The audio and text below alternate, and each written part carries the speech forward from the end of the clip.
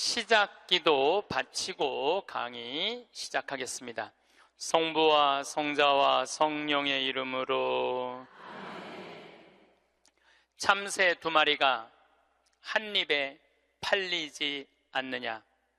그러나 그 가운데 한 마리도 너희 아버지의 허락 없이는 땅에 떨어지지 않는다.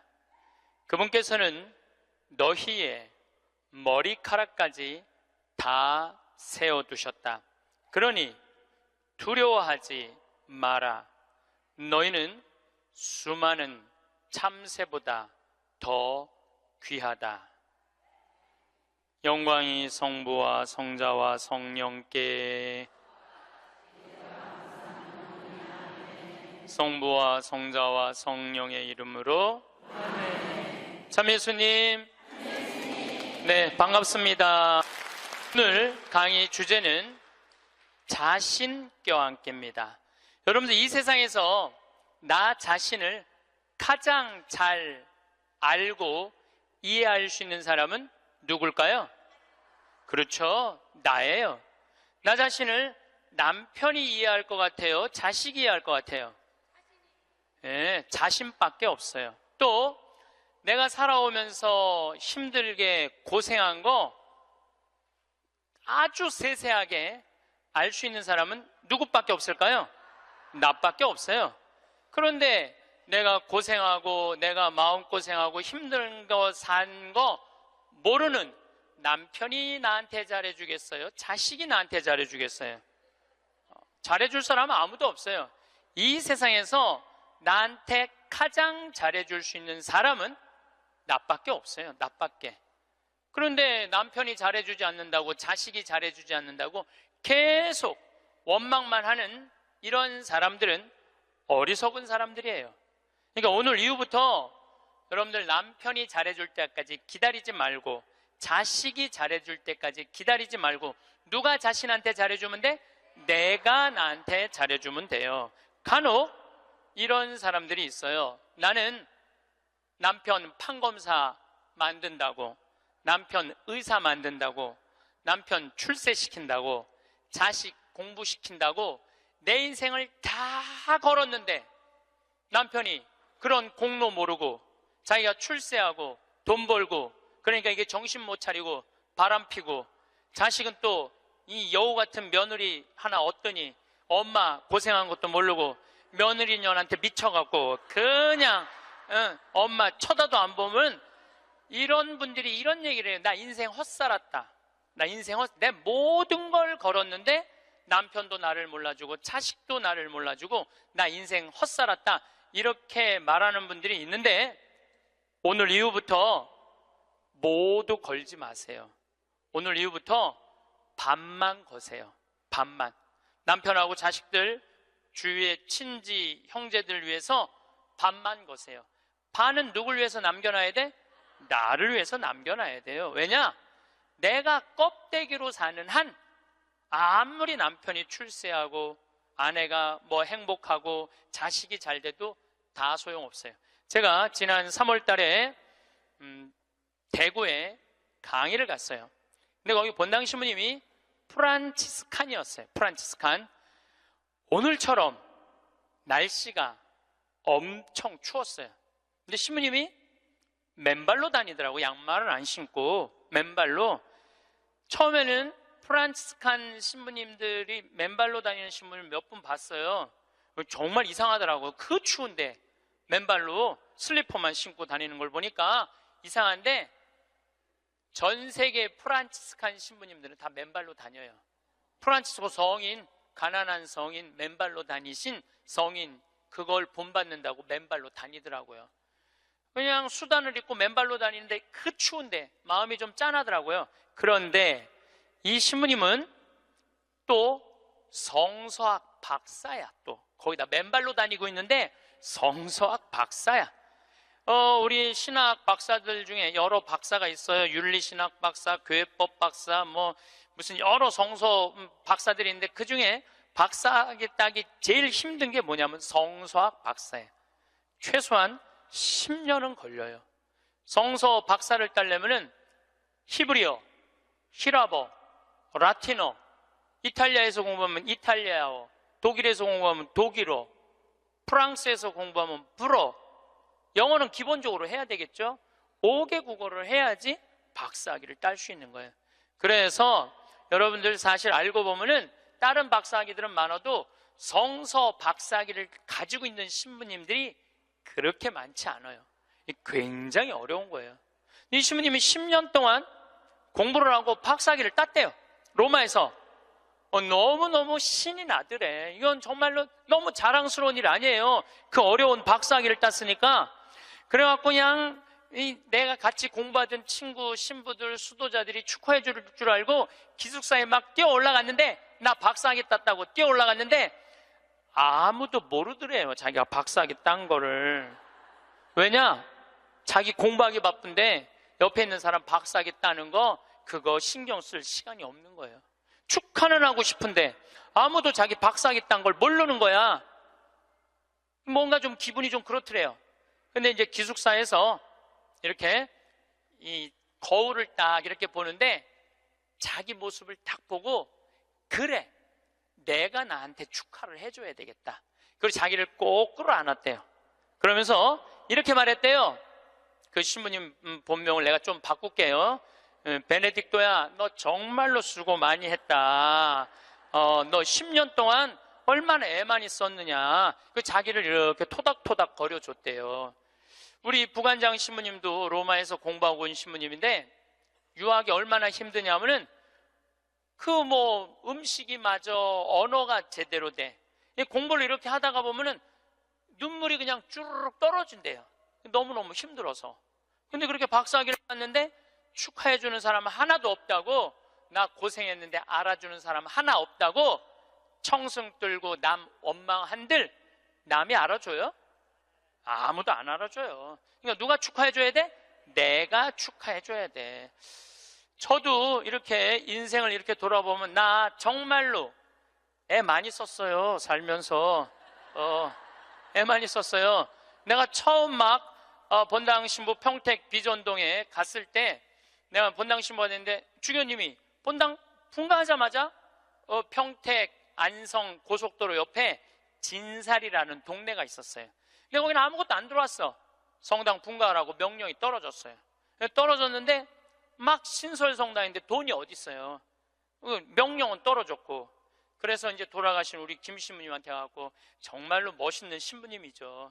나 땅 사고 싶으니까 돈 좀 꿔달라고. 그래갖고 신부님이 그 자리에서 2억을 꿔주셨어요. 큰 성당에 계셨으니까. 그걸 갖고 땅을 사는데 사람들이 신부님 뭐하러 그렇게, 내가 땅을 몇 평을 샀느냐 하면 2,400평을 샀어요. 성당 터를. 뭐하러 그렇게 큰 터를 사느냐. 그런데 성당 터는요, 한 번 사놓으면 1,000년이든 2,000년이든 가는 거야. 그거 300평, 400평 그거 힘들게 귀양 살 거 세게. 그래서 근데 그때는 20년 전에는 땅값이 거기가 평당 16만 원밖에 안 했어요. 그러니까 2,000평, 2,400평 살만 했죠. 그래갖고 이제 정말로 다른 사람들 반대도 많은데 내가 주님의 교회 세운다고. 그래갖고 이제 땅을 다 사놓고 땅값 다 정리했죠. 땅값 그런데 20년이 지난 지금 그 성당은 2,400평이니까 공원이야, 공원. 성당이. 그리고 그 근처에 아파트가 다 들어와갖고 그건 너무너무 좋다는 거야. 그런데 지금 그 성당의 교우들이 내가 그렇게 마음고생해서 땅 산 거 알 것 같아요? 모를 것 같아요? 몰라요. 알 수가 없어요. 그러면은 내가 그 진사리 교우들 내가 그렇게 힘들게 땅 사고 신축하라고 돈도 7억씩이나 줬는데, 땅값 다 주고 돈도 다 줬는데 그거 모른다고 내가 원망한들, 그 내가 어리석은 거예요? 모르는 사람들이 어리석은 거예요? 내가 어리석은 거예요. 그런데 저는 그런 생각해요. 야, 창현아, 너 정말로 애 많이 썼다. 그렇게 좋은 성당터 사갖고 아무도 모르고 누구만 알아? 나만 알아. 그럼 누가 위로해줘야 돼? 내가 위로해줘야 돼요. 그럼 내가 두 번째 성당은 능평이라는 성당 갔는데, 성당 터를 딱 받았는데 600평 터를 받았는데 길이 없는 땅을 산 거야. 뭔가 잘못돼갖고. 거기다 성당을 지으려고 그러니 교우들이 너무너무 마음이 아픈 거예요. 그래서 또 내가 또 한 성질 하거든요. 교구청에 뛰어 올라가갖고 길도 없는 데다 분가를 하고 이게 뭐냐 하고 난리를 쳐갖고 돈을 받아갖고 그 능평성당도 2,400평을 샀어요. 제가 15년 전에 능평성당에. 그래서 요즘은 그 동네가 땅값이 뛰어갖고 뭐 수백만 원이래 평당. 근데 2,400평을 그때 샀으니까 참. 그런데 그거 지금 그 능평성당 교우들이 내가 그렇게 마음고생하면서 산 거 알 것 같아? 모를 것 같아요? 몰라. 모르는데 그거 모른다고 내가 섭섭하다 그러고 내가 고생한 거 아무도 알아주는 사람 없다고 그렇게 남 원망만 하면 내 자신이요 웃기지도 않는 거예요. 내가 하느님의 교회, 하느님의 땅, 그리고 내가 땅을 삼으로 해서 수많은 교우들이 10년, 15년 지난 그 교우들이 거기서 행복공원 같은 성당에서 사면 그걸로 됐지. 남이 굳이 알아줘야 돼? 그렇지 않아요? 대신 나는 나한테 이런 말을 해요. 너 참 기특하다. 너 정말 기특하다. 또 제가 강원도 평창에, 저는 수원교구 신부예요. 평창은 원주교구 소속이에요. 근데 거기다가 우리 교우들도 이제 좀 가서 쉴 수 있는 공간이 필요하다. 그래갖고 20년, 그것도 20년 전부터 제가 시작한 일이에요. 막 뛰어다니면서 여기다가 거기다 집 지으려고 그럴 때 수많은 사람들이 반대했어요. 수많은 사람들이 누가 거기까지 가냐, 그 많은 돈을 들여서 왜 거기다 집을 줘놓으려고 그러느냐, 뭐 정말로 칭찬보다는 욕을 훨씬 많이 들었어요. 근데 지금은 올 연말까지도 피정이 끝나고 내년 10월 달까지 예약이 끝났대. 내년 10월 달까지. 그러니까 이 얘기 무슨 얘기냐 하면 교우들이 이제는 쉬고 싶은 거야. 쉬고 싶은데 그런 쉴 수 있는 공간이 필요하다는 거를 나는 아는 거고 내가 느낀 거야. 아무도 칭찬해 주는 사람 없고 함께 해주는 사람 없어도 내가 열심히 해갖고 우리 교우들한테 휴식 공간을 제공해 줬어요. 제공해 줬으면은 그걸로 족한 거야. 남이 나를 알아주지 않아도 스스로 원망하지 않고 그걸 즐길 줄 아는 사람이, 이 공자님이 그런 사람이 군자라고 그래요. 저는 뭐 군자까지는 아니더라도 여러분들도 마찬가지예요. 여러분들도 6.25 전쟁 끝나고 난 다음에 똥구녕이 찢어지도록 가난한 시절에 그 힘들게 살아가면서 월세 살면서 정말 돈 아껴갖고 전세로 가고 지금 이렇게 살기 좋은 아파트에 살면서 그 자식들 조금 편안하고 안락하고 쾌적한 데서 좀 살게 해주려고 평생을 애를 썼는데 자식들이 아무도 몰라줘. 그러면은 나 6.25 전쟁 끝나고부터 고생한 거 일일이 매번 얘기해주면은 그 사람들이 좋아할 것 같아요? 지겨워할 것 같아요? 지겨워해요. 누구만 만족하면 돼? 나만 만족하면 돼요. 그래서 여러분들도 오늘 이후부터 주위 사람들한테 인정받으려고 하거나 이해받으려고 애쓰지 마세요. 누가 이해해주면 돼? 내가 이해해주면 돼. 누가 인정해주면 돼? 내가 인정해주면 돼. 얼마나 속이 편하네요. 그렇죠? 그러니까 나한테 잘해줄 수 있는 사람은 이 세상에 누구밖에 없어? 나밖에 없는 거야. 나밖에. 그런데 30살서부터 60살까지 30년 동안 여러분들이 시집 와서 밥하고 빨래하고 청소하고 애 낳고 애 키우는 가사 노동비를 계산하면 한 달에 얼마치 일을 하시느냐 하면은 350만 원어치 일을 하는 거래요. 그럼 30년 동안 여러분들 시집 와갖고 그렇게 일을 했으면 여러분들 남편하고 자식들한테 여러분들은 얼마를 청구할 수 있느냐면 10억 5천만 원을 청구할 수 있는 거. 10억 5천만 원어치 일했으니까 내놓으라고. 그러니까 여러분들은 지금 결혼 생활 30년 하신 분들은 적어도 10억 원어치 일을 하신 분들이야. 수원에서 아주 재미난 일이 있었어요. 무슨 일이 있었느냐 하면 한 성당에서 한 상임위원이 교우들을 꼬신 거야. 어떻게 꼬셨느냐면 나한테 돈을 맡기면은 15% 이자를 주겠다고. 그래서 한 성당에서 교우들이 1억도 갖다 맡기고 5천만 원도 갖다 맡기고 그런 거예요. 근데 여러분들, 요즘 법정이자가 1.25%예요. 법정이자가 1.25%인데 15%를 준다는 거는 이건 사기야. 100% 사기라고 보시면 돼요. 5% 이자 준다고 그래도 사기야. 10% 이자 준다고 그래도 사기야. 15% 준다는 건 이건 생각할 것도 없이 사기예요. 그런데 1억을 은행에다 맡기면 한 달에 얼마를 받느냐면 10만 4천 원을 받아요. 여러분들이 지금 1억을 은행에다 맡기잖아요. 그럼 한 달에 10만 4천 원을 받을 수 있어요. 근데 이 사람 전례 분과장이래. 성당에 전례 분과장한테 맡기면은 한 달에 얼마를 받을 수 있느냐면은 125만 원을 받을 수 있는 거야. 그러니까 눈이 뒤집혀져요, 안 뒤집혀져요? 판단력이 사라져요, 안 사라져요? 1억 가지고 한 달에 10만 원 받는 게 나아, 한 달에 120만 원 받는 게 나아. 그래서 이 전례 분과장한테 홀딱 다 맡긴 거야. 근데 요즘 경제 성장이 1%, 2% 그러는데 무슨 재주로 15% 이자를 줘요? 이 사람 결국은 지금 감옥에 갔어요. 300억은 다 날라갔고. 그러면 이 사람들은 5천만 원, 1억 맡긴 사람들 돈 이거 다 날라간 거예요. 써보지도 못하고 날라간 거야. 뭐 이자 한두 번 받아 먹었겠지. 한두 번 해먹으려면은 좀 꼬셔야 될 거 아니야. 그러니까 야 진짜 15% 나오더라. 한 3달, 4달 되면서 딱 끝나고 나니까 딱 먹고 끝난 거예요. 그래갖고 이 성당이 풍비박살이 났대. 풍비박살. 냉담자 속출하고. 예. 본당 신부님 정말로 이게 권위 땅에 떨어지고 전례 분과장인데 참 기가 막힌 거죠. 그러면은 15% 이자 받아 먹겠다고 돈 맡긴 사람이 나빠요? 15% 이자 주겠다고 꼬신 사람이 나빠요? 둘 다 나빠, 둘 다. 내가 보기에는. 여러분들, 돈 5천만 원이면은요, 이스라엘 성지순례를 10번을 갔다 올 수 있는 돈이에요. 10번. 여러분들이 이스라엘 성지순례를 10번을 갔다 오잖아요?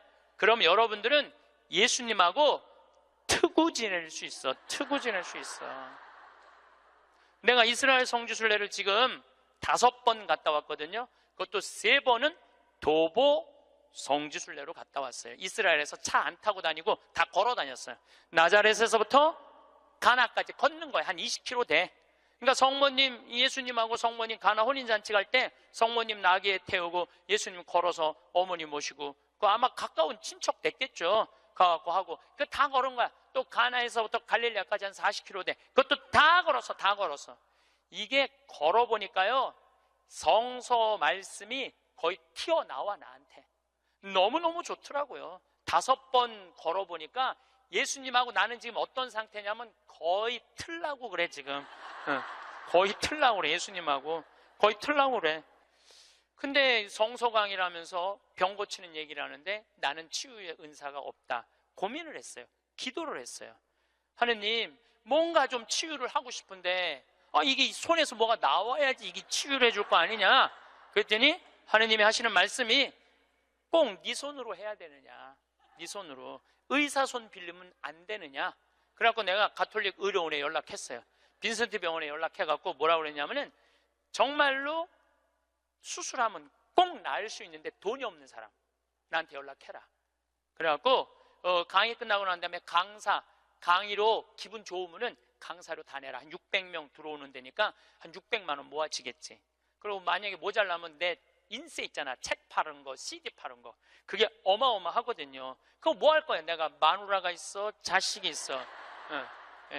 그거 해갖고 12명을 선정을 해서 지금 찾고 있어요. 그런데 내가 어린애 아이를 찾아달라고 그러니까 그 병원에서 그러는 거야. 신부님, 이제 우리나라가 시스템이 잘 돼 있어갖고 돈 없는데 심장병 어린애들은 다 고쳐준대요. 재단이 많아서. 그러니까 애들은 신부님이 안 고쳐줘도 된대. 야, 우리나라 좋은 나라야 보니까. 그러면은 일반인들도 웬만한 제도에 걸리면은 다 고쳐줄 수 있대요.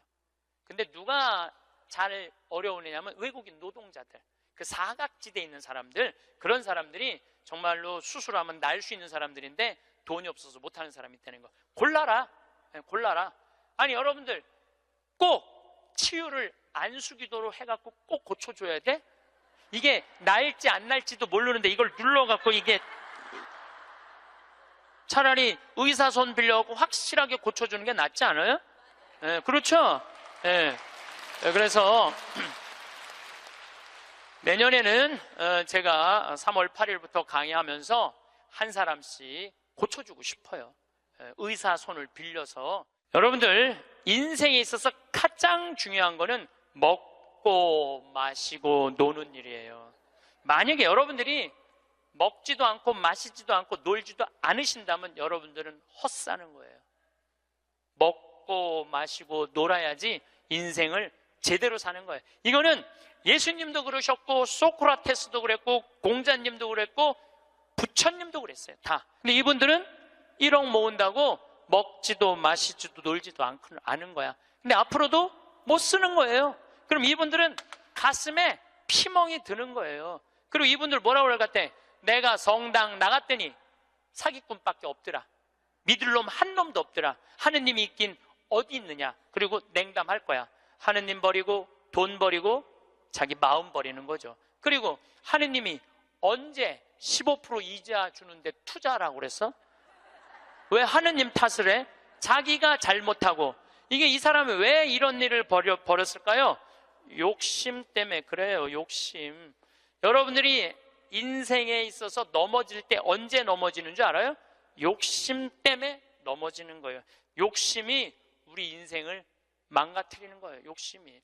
저는 그 신학교 있을 때 너무너무 배가 고프더라고. 1학년 때 우리는 간식이 없었어요. 아침, 점심, 저녁만 먹으면 땡이야. 근데 뭐 우리 선배 신부님들 지금 70, 80 되신 신부님들은 그 정말로 똥구멍이 찢어지게 가난할 때 신학교 생활했을 때 먹을 게 너무 없어갖고 도토리 막 먹고 그랬대요. 도토리를 먹으면 이게 얼마나 이게 똥이 나오는 게 아니라 돌이 나오는데 돌. 그래서 막 파냈다는 거. 똥이 안 나와갖고 파냈다는 거예요. 뭐 우리는 그 정도는 아니더라도 그래도 뭐 저녁 10시쯤 되면 배고파요. 그러니까 외출할 때 뭐를 사갖고 오느냐면은 식빵을 사갖고 와요. 배고플 때 먹으려고 식빵을. 그리고 이제 또 바깥에다 놓으면 얘네들이 왔다 갔다 다 먹어버리잖아. 친구 신학생들이.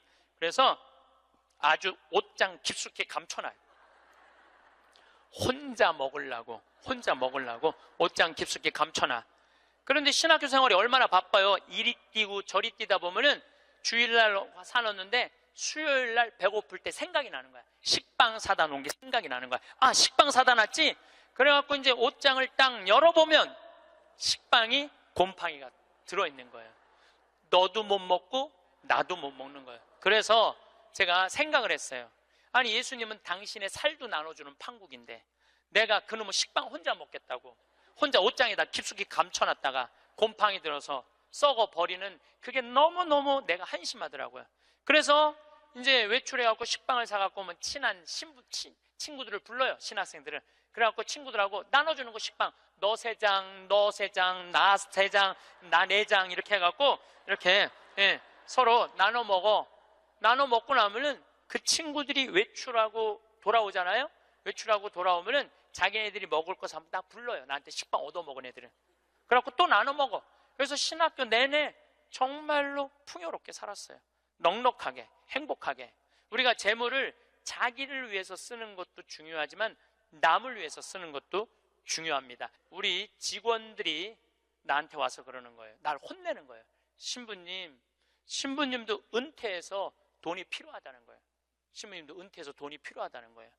아니, 지금이야 신부님 강사료도 많고 인세도 많고 찾아오는 사람도 많고 용돈도 많이 주지만 신부님 은퇴하면 생각하는 사람 아무도 없다는 거야. 찾아오는 사람도 없고 불러주는 데도 없으면 신부님 늙어서 뭐 맛있는 것도 먹고 여행도 다니고 싶은데 돈 없으면 어떻게 하려고 이 돈을 다 써버리느냐고 나를 막 혼내더라고. 직원들이 돈 쓰지 말라고.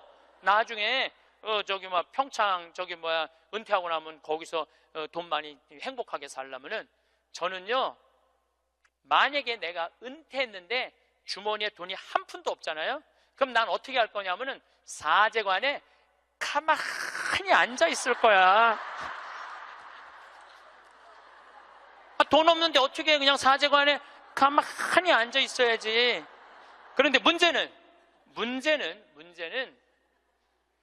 20년 후에 돈을 쓰려고 지금 신나는 일이 너무 많은데, 재미난 일이 너무 많은데, 의미 있는 일이 너무 많은데, 그 20년 후에 쓰려고, 그거를 나중에 쓰려고 내가 이걸 가지고 있다면은 나는 그렇게 살고 싶지는 않다는 거예요.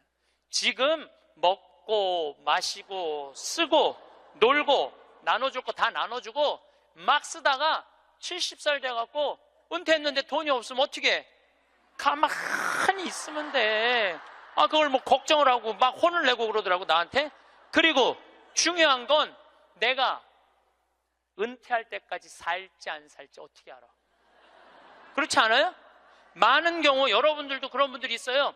나중에 쓰려고 지금 한 푼도 안 쓰는 분들 많아.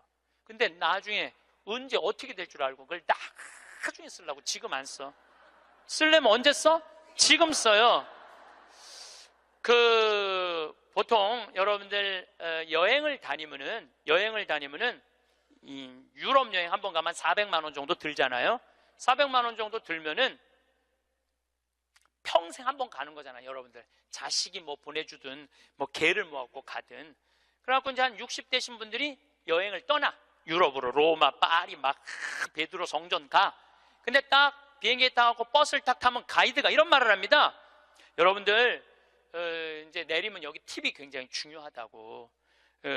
딱 버스에서 내리면 벨보이들이 짐을, 여행용 가방을 호텔 방까지 했을 때 팁을 1달러를 주시는 게 예의라고. 또 호텔에서 나올 때 그 침실 정리하고 침대 정리하는 사람들에서 1달러 그거 주는 게 예의라고. 그럼 이때부터 머리가 복잡하기 시작을 해요.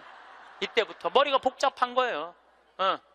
그래갖고 이제 딱 버스에서 내렸는데 가이드 말대로 막 애들이 막 와갖고 막 가방을 막 들어. 그러면은 이 60대 할머니가 한마디 해요. 이거 놔두라고. 내가 들고 간다고. 내가. 그런 게 그렇게 주는 게 아까우면은 그런 분들은 그냥 가지 말고 집에 가만히 있어. 돌아다니는 어딜 돌아다녀. 쓸 때는 멋있게 쓰고 안 쓸 땐 안 쓰면 되는 거예요.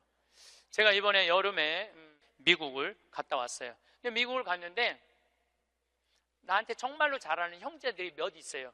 나하고 나이대가 비슷해. 근데 니콜라스라고 나보다 한 3, 4살 많은 친구가 있는데 너무너무 유쾌한 친구예요. 근데 이 친구는 음식을 참 잘해요. 근데 식당을 하는데 우리나라 사람을 상대하는 식당이 아니고 정말 백인들, 돈 많은 사람들이 와서 먹는 식당을 운영을 해요. 그래갖고 거기다 와인도 탁탁탁 놓고 자기네들 홀에서 춤도 추고 그런 식당이야. 그런데 이제 나를 그 음식을 대접하고 싶은데 주위에서 그러는 거야. 신부님 그런데 비싼 데 가면 안 되니까 니네 집에 모시라고 그냥. 그래서 몇 년 만에 자기네 집으로 날 초대를 했어요. 나를 호스트, 주인공으로 해서. 그래갖고 이제 한 10명 주위에 있는 그 친한 친구들 10명이 초대받아서 갔는데 자기 식당의 셰프, 주방장을 데리고 온 거예요. 근데 음식이 나오는데 정말로 맛있게 나오더라고. 정말 별로 먹어봤던 적이 없는 기가 막힌 음식들이 나와서 또 영어로 막 설명을 막 하는데 정말 맛있더라고요. 그래서 뭐 나는 뭐 딜리셔스 계속 이러면서 먹었죠. 계속 그랬는데 우리 니콜라스가 신부님 세계 모든 데 강의 다니고 많은 사람들 위로하고 그러니까 내가 오늘 특별하게 아끼는 와인을 내겠다는 거예요. 근데 와인이 나왔는데 그야말로 몇백만 원짜리 와인이 나온 거예요. 내가 가격을 여러분들 위화감 조성할까 봐 말을 안 할 건데 내 생태마을 월급 한 3달치 와인이 나온 거예요. 생태마을 월급. 그 와인 기가 막혀. 1995년 보르도산. 그때 굉장히 가물었대요. 그래갖고 이 포도가 이 흙을 빨아들이는 거야. 땅 힘을. 그 포도로 만든 와인은 가격이 아주 천양지차라는 거예요. 그거를 그냥 열 몇 명이 이렇게 나도 이제 한 잔 반 먹고 고기하고 먹는데 정말로 특별하더라.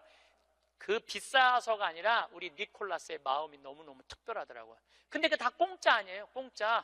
공짜잖아요. 그런데 이제 거기 셰프가 왔다 갔다 하는데 내가 주인으로서 뭔가 좀 기분 고맙다는 표시를 해야 돼갖고 셰프를 불렀어요. 팁을 줘야 되겠다.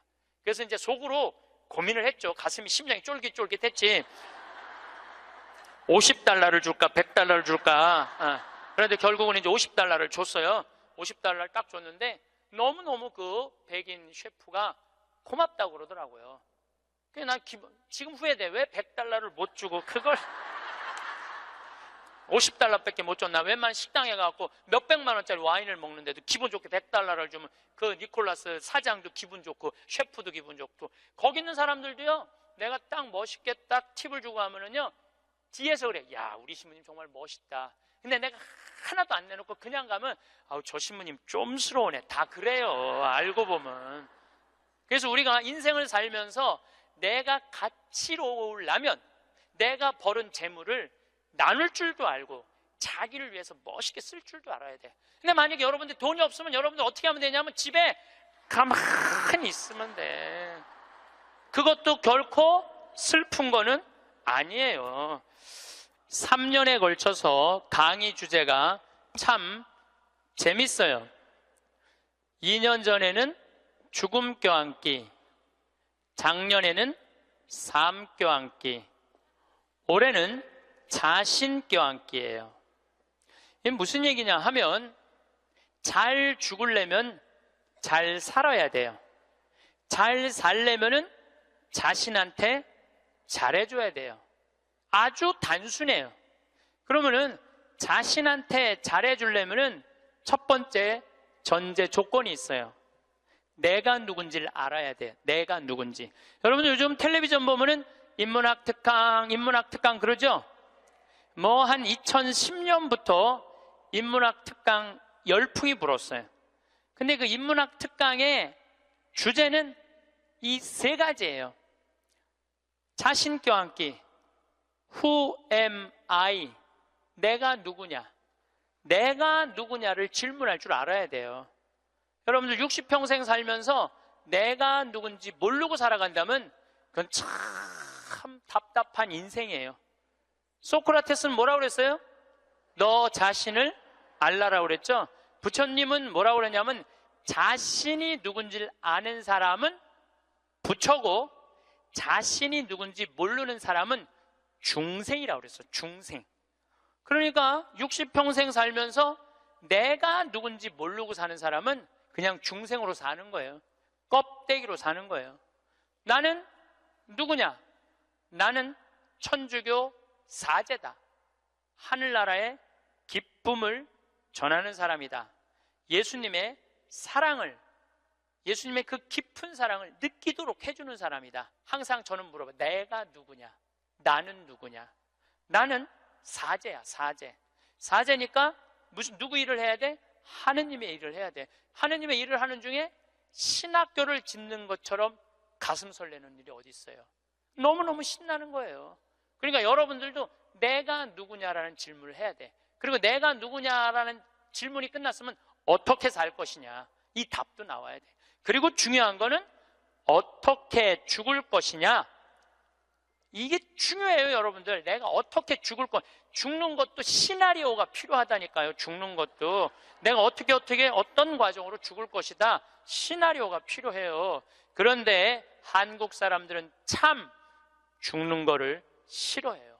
어떻게 해서든지 안 죽으려고 그래. 어떻게 해서든지 안 죽으려고 그래.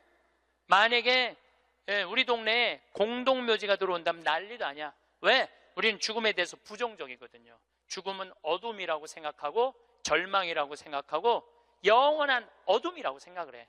그러니까 만약에 우리 동네에 공동묘지가 들어온다 그러면은 난리도 아니야. 이건 뭐 막 결사반대, 막 그냥 어떻게 결사반대 깨물어 갖고 막 결사반. 6.25는 난리도 아니야. 그러니까 우리는 삶과 죽음이 분리되어 있는 거예요. 근데 한국 사람들은 또 단일 민족이라 이상하게 죽는 날은 다른데 보고 싶은 날은, 죽은 사람 보고 싶은 날은 온 국민이 똑같은 날 보고 싶어. 4월 5일 한식날 그냥 죽은 사람 보러 다닌다고 난리도, 그 6.25는 난리도 아니야. 그것도 보면은 그냥 막히고 난리도 아니야. 보면은 왜 죽는 날은 다른데 보고 싶은 날은 같은지 몰라. 근데 우리는요, 하여튼 죽음에 대해서 부정적이에요. 그런데 여러분들, 죽는 거 무서워할 필요 하나 없어요. 죽기 전까지는 절대 안 죽을 것이고 죽을 때 되면 그냥 행복하게 가면 되죠. 그러니까 죽음에 대해서 두려워하지 마세요. 그래도 죽는 게 싫어. 왜 죽는 게 싫으냐 하면 사랑하는 사람과의 이별 때문에 그래요. 죽으면은 더 이상 사랑하는 남편 못 보고, 사랑하는 아내 못 보고, 사랑하는 부모님 못 보고, 자식 못 보니까. 그것도 뒤집어 보면은 또한 답답해요. 왜냐하면 살아있을 때는 소, 닭 쳐다보다가 꼭 죽고 나면 영정사진 앞에서 통곡을 하고 우는 거예요. 왜 벌써 죽느냐고. 조금만 더 살았으면 내가 잘해줬을 텐데 라고 우는 사람들이 참 많아요. 내가 본당 신부할 때 평택에 있었을 때 70 먹은 중풍 걸린 할머니가 한 분 계셨어요. 근데 이 할머니가 내가 한 달에 한 번 갈 때마다 이런 말을 해요. 신부님, 한 달에 한 번 나 찾아오는 건 신부님밖에 없다고. 아들이 하나 있는데 10년째 한 번도 안 찾아왔다는 거예요. 10년째. 네 할머니가 돌아가셨어요. 초상집에 갔는데 그 영정사진 앞에서 통곡을 하고 우는 자식이 하나 있더라고요. 10년째 한 번도 안 온 자식. 뭐라고 우느냐면은, 어머니 왜 기다려주지 않고 벌써 돌아가셨느냐고. 조금만 더 기다렸으면 내가 돈 벌어서 어머니 효도할 텐데 왜 내 마음을 몰라주고 왜 기다려주지 않고 벌써 돌아가셨느냐고. 나는 어떻게 하라고 이렇게 돌아가시느냐고 울며 불며 통곡을 하더라고요. 저는 그렇게 우는 자식을 이렇게 바라보면서 속으로 이런 생각이 들었어요. 너는 10년 후에 엄마가 80에 죽어도 똑같이 말할 자식이야. 10년 후에 똑같이 말할 자식이에요. 10년 후에 엄마가 80에 돌아가도 어머니 왜 기다려주지 않고 벌써 돌아가셨느냐고. 조금만 더 살았으면 내가 돈 벌어서 효도할 텐데 라고 말할 자식이에요. 혹시 여러분들 자식들 가운데 지금 손자 손녀 키운다고 먹고 살기 힘든다고 여러분들 찾아오지 않아? 그런 자식들이 이렇게 말해. 어머니 조금만 기다리세요. 내가 조금만 이 어려운 일 끝나고 나면 어머니 잘 모실 테니까 조금만 기다리세요 라고 말하는 자식이 나중에 정말로 효도할 거라고 믿고 있다면 어린 반푼어치도 없는 기대를 하고 있는 거예요. 지금 효도하지 않는 자식은 나중에도 효도하지 않아요. 그러니까 잘해주려면 언제 잘해줘? 지금 잘해줘요. 혹시 여러분들 남편들 가운데 술 좋아하는 남편이 있어. 근데 술 먹고 결국은 술 때문에 죽었어. 그러면은 그 남편 앞에서 이렇게 우는 자매들이 있어요. 이렇게 죽을 줄 알았으면 그 좋아하는 술이라도 한번 마음 놓고 먹게 할 걸. 이렇게 말하는 자매 있어요. 내 손 붙잡고 얘기하는 자매가 몇 있었어요. 신부님, 이렇게 죽을 줄 알았으면 그렇게 구박 안 하고 술이라도 마음껏 먹게 할 걸. 너무 후회된다고. 죽고 나서 후회하지 마시고 살아있을 때 잘해주세요. 어차피 먹는 술인데 마음 편안하게 한번 먹게 해주면 뭐 어디 매일 그렇게 해주라는 게 아니야. 한 번쯤은 그렇게 해주라는 거야. 홍어 삭힌 거 주문하고, 목삼겹살 삶고, 묵은지 해갖고, 소주 5병 딱 해갖고, 여보 오늘은 내가 집에서 낼게. 바깥에서 눈치 보고 그걸 그렇게 마시지 마. 그런데 남편이 세상을 떠났잖아요. 그럼 여러분들이 이렇게 말할 수 있어요. 적어도 여보, 내가 마지막에 이별주 한번 근사하게 대접했지. 당신 잘 가. 이런 말 할 수 있어요. 근데 한 번도 그런 멋있는 대접을 안 한 사람은요, 한이 돼요. 한이. 그러니까 잘해주려면 언제 잘해줘? 지금 잘해주세요. 혹시 여러분들도 인생을 살면서 여러분들한테 잘해준 사람들이 있을 거야. 그렇죠? 정말 은인이 있을 거야. 인생의 은인들. 정말로 고맙다고 생각을 한다면 나중에 잘해주지 말고 지금 이스라엘 성지순례 티켓을 하나 끊어주든지 아니면 이미자 콘서트를 끊어주든지 하세요. 내가 마음을 표현할 때 사람이 행복한 거예요. 그래서 나중에 잘해주지 마세요. 잘해주려면 언제 잘해줘? 지금 잘해주세요. 지금. 그러니까 죽는 거, 죽기 전까지는 절대 안 죽을 것이고 살아서는 열심히 사랑하고 죽어서는 천당 갈 건데 뭐가 그렇게 죽는 게 무서워? 안 죽으려고 용을 써요. 여러분들 오래 사는 게 좋아요? 막 80살에서부터 100살까지 누워서 똥오줌 싸가면서 벽에 똥칠해가면서 오래 사는 게 좋아요? 네가 누군지 내가 누군지도 모르면서 자식들 서로 네가 모실 거냐 내가 모실 거냐 하면서 원수 만들어가면서 오래 사는 게 좋아요? 나는 오래 사는 건 좋은 게 아니에요. 오래 사는 거는 그냥 사는 날까지 즐겁게 사는 게 중요한 거야. 그냥 사는 날 매일매일 즐겁게 사는 게 제일 중요해. 먹고 마시고 노는 일이 참 중요한 거예요. 그래서 여행도 다니고 피정도 이렇게 다니고 친구들하고 단풍 구경도 가고 돌아다닐 수 있을 때까지 돌아다니다가 86살에 그냥 주무시다가 죽어. 그냥 100살까지 건강하시면 안 죽어도 돼요. 그런데 돈 쓰는 거 아까워갖고 돈 쓰는 거 무서워갖고 쓰지도 못하고 뒷방에 쭈그리고 앉아서 그러면 어떻게 되는 줄 아세요? 다리에 힘 풀리면 누워서 똥오줌 싸요. 너도 피해주고 나도 피해주는 거야. 그런 사람들이 힘든 거예요. 그냥 건강하게 움직이는 사람은 사는 날까지 건강하게 살 수 있어요. 행복하게 살 수 있어요. 그렇게 살으라는 거예요. 저는 여러분들이 사는 날까지 즐겁게 살기를 바라는 거예요. 사는 날까지. 저는 6년 전에 위암 수술을 했어요. 위를 3분의 2를 잘라냈어요. 근데 제가 6년 전 4월 6일 날 수술을 했는데 2월 달에 진단을 받았어요. 2월 달에 진단을 받았는데 내가 수녀님한테 그랬어요. 수술 날짜가 언제냐? 4월 6일이라고. 내가 4월 3일까지 사순 특강 잡아놓은 스케줄이 있으니까 4월 3일까지 강의를 하겠다. 그리고 4월 3일 날 병원에 들어가겠다. 수술하고 3일 지나고 나서 조치를 별로 취하는 게 없더라고. 요즘은 더 이상 조치 취할 거 있느냐? 없대. 난 퇴원해야 되겠다. 수술 강의가 많아서. 그래서 나갔어요. 근데 수녀님이 또 전화 왔어. 신부님, 죽는 거 무섭지 않냐는 거예요. 죽는 거. 난들 왜 죽는 게 안 무서웠겠어? 이렇게 멀쩡하게 강의하고 저녁에 사제관에 가갖고는 누워서 죽으면 어떻게 하나 고민했죠. 근데 내가 46 인생을 돌아보니까 50개 나라를 다녔어요. 하고 싶은 대로 다 하고 산 거예요. 그리고 2개 본당 신부, 평택 비전동, 경기도 광주 능평 본당 신부 하면서 교우들 원 없이 사랑했고 사랑받았고, 또 평창에 들어와서 생태마을 꾸며서 수많은 정말 외롭고 힘든 사람들 와서 행복 느끼고 삶이 변하고, 뭐 우리나라 교우들만 전 세계에 있는 우리 교우들도 많이 오고, 우리 천주교 신자만 개신교, 불교, 비신자들도 많이 와서 행복을 느끼고, 이러면 됐지. 그냥 떠나도 되겠더라고요. 딱 마음에 하나 걸리는 게 있었어요. 부모님 앞서가는 거. 불효 중에 최고의 불효는 뭐예요? 부모님 앞서는 거예요. 나는 우리 어머니 아버지가 너무 오래 살아. 죽고 싶어도 부모 때문에 못 죽어. 죽고 싶어도 부모 때문에 못 죽어요. 그래서 전 수술할 때까지 집에 안 알렸어요. 1달 반 동안 안 알려서. 뭐 좋다고 알려. 수술할 때도 교구청의 관리국장, 우리 지금은 이제 천진함에 가셨지만 관리국장님한테 연락하고 사인하라고 그랬어요. 뭐 집 떠났는데 뭐 부모가 와서 사인을 해. 나이가 어려? 뭐가 어려? 그래갖고 교구청에서 사인하고 수술하고, 수술 끝나고 내 얘기 다른 사람한테 들을까봐 그때 말씀드렸어요. 부모님 외에는 언제든지 떠날 수 있어요. 여러분들도 떠날 준비를 하셔야 돼요. 그래서 여러분들, 제가 요즘 이 강의 때문에 자료를 좀 보니까 참 중요한 얘기예요. 여러분들 자식들하고 나 의식이 없으면은 어떻게 하라고 얘기해 줘야 돼요. 이따가 죽었어. 그러면은 어떤 자식은 수술을 해야 된다, 어떤 자식은 그냥 놔두자 이러면서 자기네들끼리 또 싸워.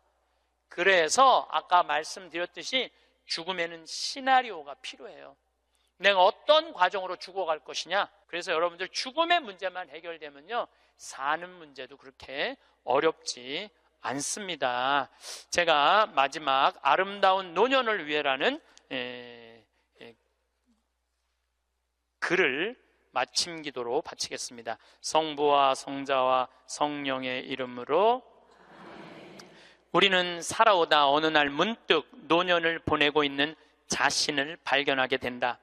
머리카락은 희끗희끗 반백이 되어 있고 생각과 말과 몸은 마음같이 움직이지 않고, 자신보다 훨씬 커버린 자녀들은 사회인이 되었고, 영원히 함께 있을 것 같았던 그들이었건만 이내 하나둘 우리들의 품을 떠나가며 어느새 결혼을 하여 아빠 엄마가 되어 있다. 100년을 함께 살자고 맹세했던 부부는 오랜 세월을 살아오면서 어쩔 수 없이 늙어가는 서로를 바라보며 노년을 보낸다. 가족을 너무 의지하지 마라. 그렇다고 가족의 중요성을 무시하라는 것은 아니다. 움직일 수 있는 한 나 아닌 다른 사람을 의지하는 건 절대 금물이다. 자신의 노년은 그 어느 누구도 대신해 주지 않는다. 당신이 진정으로 후회 없는 노년을 보내려거든 자신의 것을 스스로 개발하고 스스로 챙겨라. 그리고 반드시 한두 가지의 취미 생활을 가져라. 산이 좋으면 산에 올라 세상을 한번 호령해보고, 물이 좋으면 강가에 앉아 낚시를 해라. 운동이 좋으면 어느 운동이든 땀이 나도록 하고, 책을 좋아하면 열심히 책을 읽고 글을 써라. 자식들에게 너무 기대하지 마라. 자식에게서 받은 상처나 배신감은 쉽게 치유가 되지 않기 때문이다. 부모를 만족시켜주는 자식은 그렇게 많지 않다. 기대가 큰 자식일수록 부모의 마음을 아프게 한다. 악처가 효자보다 낫다는 옛말은 참고할 만하니 식어가는 부부간의 사랑을 되찾아 뜨겁게 하라. 그리고 이 나이는 사랑보다 겹겹이 쌓여진 묵은 정으로 서로의 등을 씻어주며 사는 것이 아니겠는가. 영광이 성부와 성자와 성령께, 성부와 성자와 성령의 이름으로 아멘. 감사합니다. 의 이름으로. 사는 게 힘들다고 말한다고 해서 내가 행복하지 않다는 뜻은 아닙니다. 내가 지금 행복하다고 말한다고 해서 나에게 고통이 없다는 뜻은 정말 아닙니다. 마음의 문 활짝 열면 행복은 1000개의 얼굴로, 아니 무한대로 오는 것을 날마다 새롭게 경험합니다. 어디에 숨어있다 고운 날개 달고 살짝 나타날지 모르는 나의 행복, 행복과 숨바꼭질하는 설렘의 기쁨으로 사는 것이 오늘도 행복합니다. 영광이 성부와 성자와 성령께, 성부와 성자와 성령의 이름으로. 이건 내 기도가 아니고 이혜인 수녀님의 기도예요. 네, 수녀님이 너무너무 아름다운 글을 써갖고 참 수녀님이 항상 행복 얘기 많이 하시죠. 수녀님도 투병하시면서도 이렇게 멀리서 제가 이렇게 뵈면은 정말 하느님의 행복을 나눠주는 분 같아요. 자, 그렇다면 우리 인간은 잘 죽으려면 잘 살아야 돼요. 잘 사는 사람이 죽을 때 행복하게 죽을 수 있습니다. 이 세상에서 보통 안 먹고 안 마시고 안 놀고 고생한 사람이 70살에 당신 암이라고 그러면은 이분들이 공통적으로 하는 얘기가 있어요.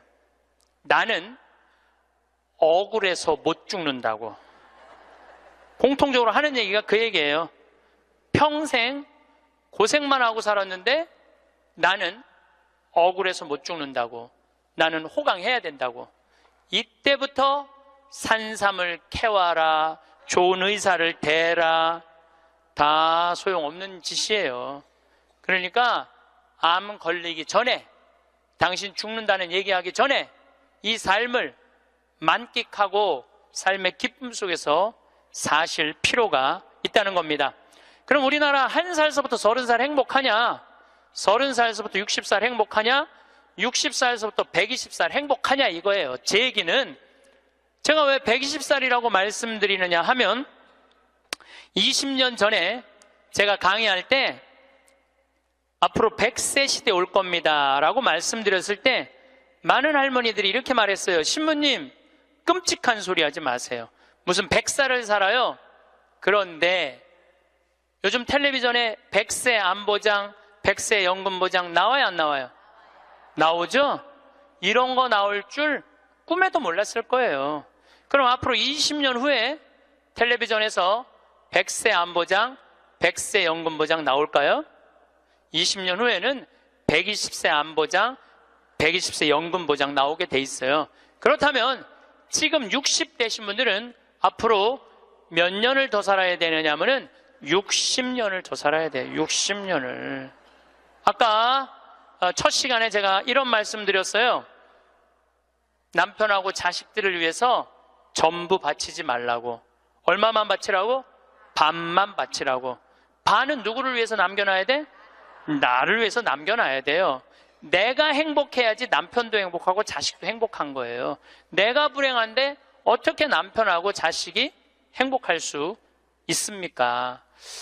우리 부모님이 80 넘어 돌아가셨다. 한번 손 들어보세요. 80 넘어 돌아가셨다. 우리 부모, 이렇게 많아요. 부모님이 90 넘어 돌아가셨다. 손 들어보세요. 손 내리시고, 우리 부모님이 아직 90이 넘었는데 아직도 살아계시다. 손 들어보세요. 자, 혹시 우리 부모님 아니라 이모, 고모라도 100살이 넘은 사람이 있다. 한번 손 들어보세요. 거긴 몇 살이에요? 104살. 그 뒤에 분은 101살? 네. 보통 제가 이렇게 강의할 때 2분 정도 100살 넘은 부모님 있다고 얘기를 해요. 2분 정도.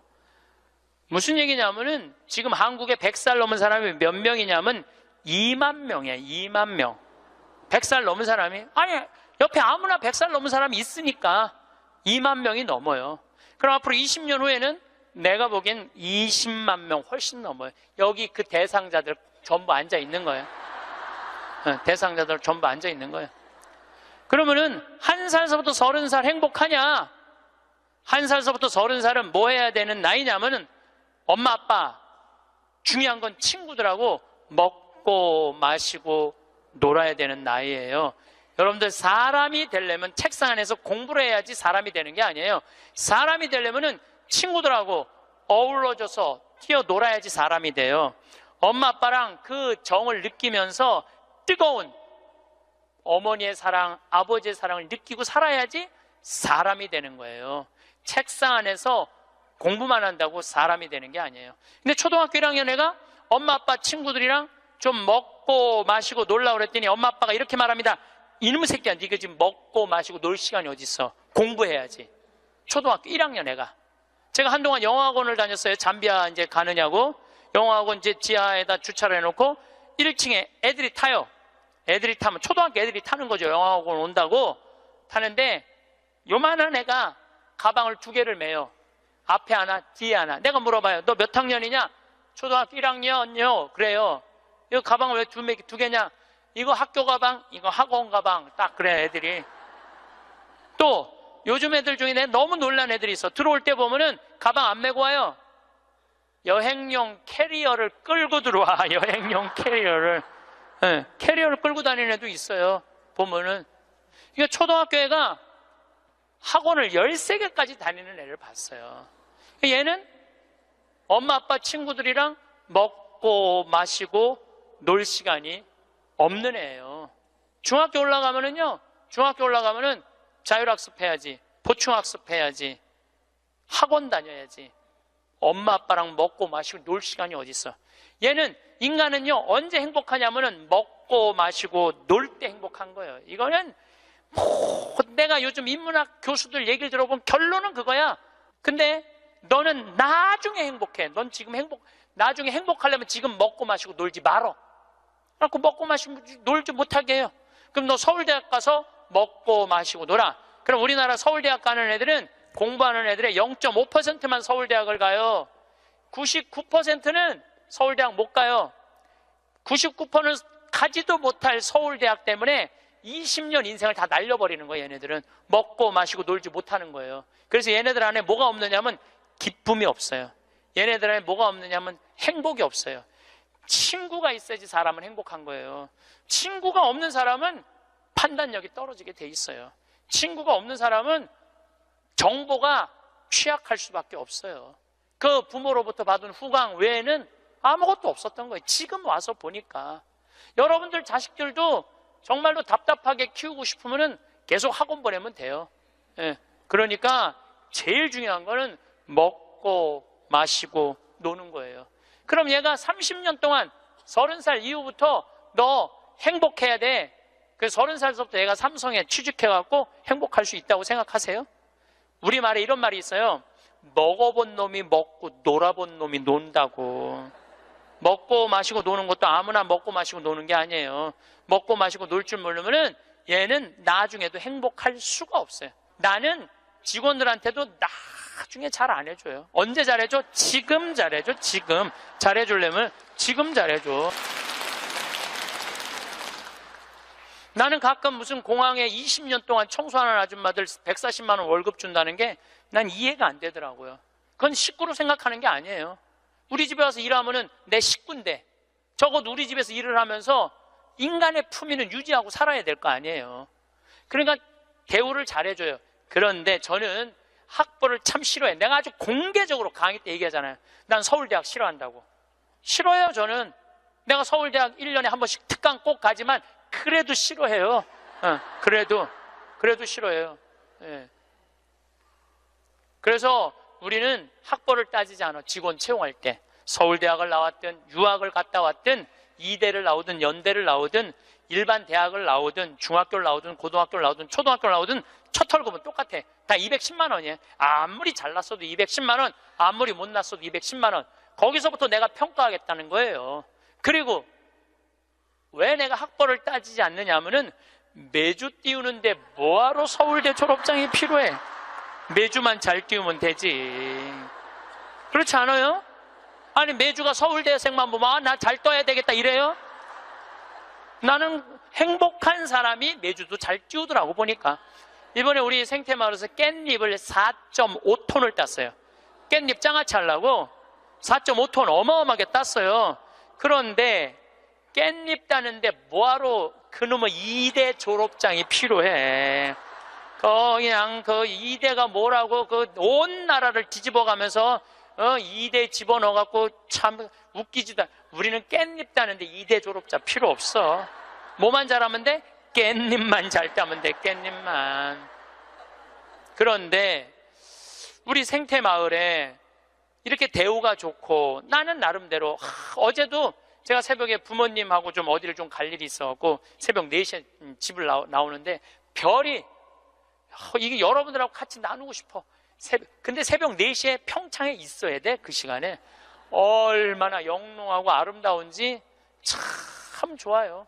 너무너무 행복한 곳이에요 우리 생태마을. 그런데 우리 생태마을에 누가 남아서 일을 하느냐 가만히 봤더니 이제까지 200명도 더 왔다 가고 이력서도 이렇게 쌓여 있어요. 취직하겠다고. 근데 결국은 어떤 사람이 남아있느냐 하면은 부모님하고 친구들하고 어렸을 때 먹고 마시고 논 애들이 남아서 일하더라고요. 간혹 저한테 신부님 우리 애가 우울증이에요. 우리 애가 왕따 당했어요. 우리 애가 컴퓨터 중독이에요. 우리 애가 알코올 중독이에요. 신부님 사람 하나 살리는 셈 치고 우리 애 좀 받아주세요. 내가 또 마음이 약하니까 받아줘요. 받아주면은 3개월 이상을 못 버텨요. 본인이 그런다고 생태마을의 환경이 아무리 좋아도 그렇게 내가 아까 얘기했죠. 먹어본 놈이 먹고 놀아본 놈이 노는 거라고. 어렸을 때 불행하게 자란 애들은요 그 공동체 안에서 직장생활 못해요. 아니 KBS에서도 실험을 했잖아요. IQ 좋은 애, 성적 좋은 애, 생활기록부 좋은 애, 이거 쉽게 말하면 먹고 마시고 노는 애. 초등학교 6학년 때 요 성적표를 가지고 30년 후에 추적을 해봤어요. 누가 행복하게 사나? 그랬더니 IQ 좋은 애도 아니고 성적 좋은 애도 아니고 뭐 좋은 애야? 생활기록부 좋은 애, 먹고 마시고 논 애들이요 결국은 잘 살더라 이거예요. 결국은. 그러니까 여러분들 자식들한테 너 공부 잘해야지 행복하다는 얘기는 틀린 얘기예요. 이 얘기가 핀란드에서는 이미 결론이 난 거예요. 핀란드는 초등학교 입학 조건이 뭔지 아세요? 잘 노는 애. 잘 노는 애가 입학 조건이에요.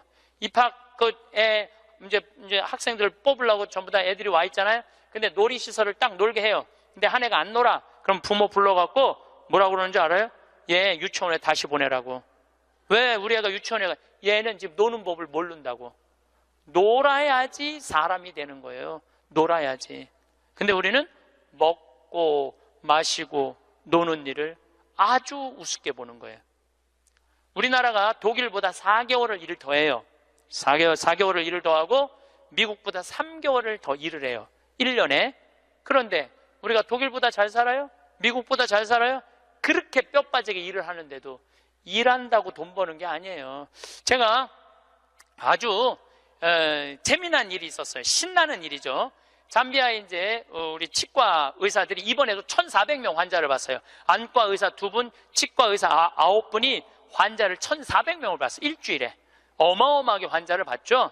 근데 이제 그 의사 4년째 나 따라다니는 의사가 나 가기 전에는 맨날 신부님 나 비행기에서 떨어져서 죽었으면 좋겠어요. 차가 와서 쳐서 죽었으면 좋겠어. 그랬던 의사예요. 근데 잠비아 봉사활동 가면서부터 사는 게 즐거운 거야.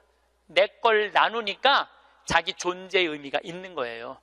근데 이 의사가 참 돈을 많이 버는 의사예요. 그런데 왜 죽고 싶으냐? 건물은 큰 걸 사놓고 그 빚을 해대느냐고. 화장실 가는 게 아까웠고 물을 안 마셔. 오줌 누는 시간이 아까웠고 진료 시간이. 그러니까 사는 게 즐겁지 않은 거죠. 여러분들 인생에 정말 힘든 게 뭔지 아세요? 확장 이전이에요. 여러분들 괜히 아파트 20평에서 40평 넓혀가는 거, 장사 잘 되는 가게 10평에서 40평 넓혀가는 거 다 고통의 시작이야. 그냥 있는 데서 살아요. 뭐하러 확장 이전을 해. 행복하지 않았던 거야. 근데 잠비아를 떠나면서부터 사는 게 즐겁기 시작한 거예요. 그리고 내가 얘기했어요. 인생은 화장실도 안 가고 진료하는 게 인생이 아니야. 먹고 마시고 노는 게 인생이야. 제발 먹고 마시고 놀아. 그랬더니 그때부터 먹고 마시고 놀기 시작하는 거예요. 일주일에 이틀 과감하게 놀고 1년에 성지순례 10일 나 따라가고 뭐 성지순례 뭐 다른 데 또 가고 뭐 호주 의사들 같이 여행 다니고 1년에 40일을 놀아요. 40일을 무지하게 노는 거예요. 그러니까 그 조카가 이제 군대 갔다 와서 아르바이트 하면서 그렇게 노니까 이모한테 그렇게 물어보더래요. 이모, 이 치과 월급은 나오는 거야? 이렇게 물어보더래요. 그런데 내가 물어봤어요. 그렇게 먹고 마시고 놀면서 진료할 때랑 화장실도 안 가고 진료할 때랑 어느 때 돈을 더 많이 버느냐? 그랬더니 요즘이 훨씬 많이 번대요. 그리고 세무서에서 연락 왔대요. 돈이 너무 많이 벌려갖고 세무조사 나올 테니까 직원들하고 또 어디 놀러 가라고. 그래서 이제 다음 달에 어디 정동진인가 직원들 데리고 놀러 간대요. 여러분들 집에서 청승 떨고 아무것도 안 마시고 지립대 일만 한다고 돈이 벌려지는 게 아니에요. 먹고 마시고 놀 때 돈도 많이 벌리는 거예요. 우리 생태마을 요즘 다 망한다고 그러잖아요. 우리 생태마을은 작년에 매출액이 45억이었는데 올해 50억이야. 50억. 얼마나 뭐 청국장 가루 깻잎 많이 팔리는지 몰라요. 하루에 2천만 원씩 팔려. 하루에 2천만 원씩. 요즘 내가 사장인데 내가 사장이 뭐 할 것 같아? 맨날 먹고 마시고 노는 거야. 맨날 먹고 마시고 노는 거야. 직원들 줄 거 다 주고 아끼지 않아요. 줄 거 다 주고. 그리고 이제 하도 이제 우리 신자가 아니라 비신자들이 물건을 많이 사니까 이제 사업자 등록을 해서 세금도 내요. 제가 세금을 내는데 1년에 2억 정도 세금이 나가요. 많이 나가요. 세금이. 그럼 우리 국장이 신부님 왜 세금이 너무 많이 나가는데 현금은 신고하지 않아도 된다는 거예요. 그런 게 어디 있어? 현금도 다 신고해. 현금도 다 한 푼도 빼지 말고 다 신고. 야, 내가 신부로 사는데 왜 머리 복잡하게 살아? 그냥 있는 대로 보고하고 다 살아. 내가 세금 2억 내면은 국가가 그거 갖고 어려운 사람 도와주고 나라 돌아가는 거지. 그걸 그냥 이렇게 감추고 저렇게 감추다가 내가 가끔 우리 이제 세금 다 내요. 그래서 세금이 부담스럽더라고요. 다 한 달에 거의 2천만 원씩 세금이 나가니까. 그런데 텔레비전을 보면은 그 세금 떼어먹는다고 탈세한다고 대기업 총수들이 막 마스크 쓰고 막 휠체어 막 타고 막 침대에 누워서 막 들어왔다 나갔다 하는 거 보면서 내가 텔레비 보면서 한마디 해요. 내가 뭐라고 그러냐면 내고 살지. 아유, 내가 이렇게 말해요. 내고 살면 되지. 뭘 그렇게 돈이 많은데 그걸 그냥 돈을 아낀다고 나라 돈 빼먹어가면서 어려운 사람 나눠주는 거 빼먹어가면서 세금 내는 것도 내가 보기엔 자선이에요. 세금 내는 것도 국가가 잘 집행해야 되겠지만은 그 돈 없는 기업들한테 그 돈 뺏어가는 건 그건 악다군이 아니에요. 그 돈 갖고 직원들한테 저기 막 보너스나 주고 여행이나 보내주지. 그럼 대한민국이 밝을 텐데. 요즘 국회가 참 많이 싸우죠. 지치지도 않고 싸워. 내가 보기엔 야 어떻게 뭐 김정은이 지치지도 않고 핵 실험하듯이 우리나라 국회의원들도 지치지도 않고 싸워. 그런데 여소야대가 돼갖고 협치한다고? 그것도 말도 안 되는 소리예요.